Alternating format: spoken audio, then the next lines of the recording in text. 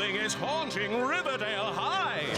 What is this frightening unseen entity inhabiting Riverdale High? And what does it desperately need from Archie? Something is haunting Riverdale High. This episode is probably one of the better executed ones in its idea, but the general plot of it, as well as a few other factors, bring the episode down.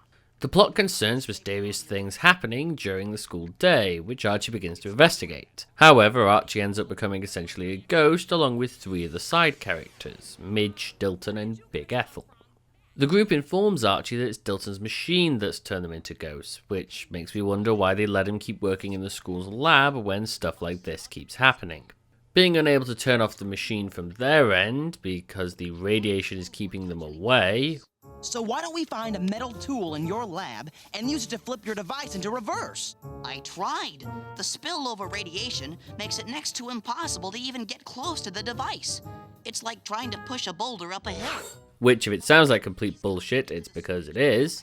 They trick Reggie into turning the machine off and get back to their normal selves. Now, this episode tries to highlight the fact that the support characters are more than just one note, which would be interesting if it wasn't completely forgotten about after the episode, and the fact that the writers could easily bring in others but choose not to, instead constantly focusing on the main four. The premise for this fails in execution. Whilst ghosts, the gang can only interact with metal objects, moving things like lockers or a stapler.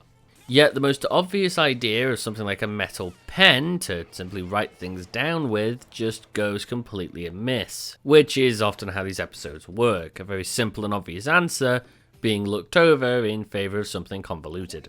And the idea that anyone could just be completely overlooked makes no sense no matter how much the episode tries to force the idea.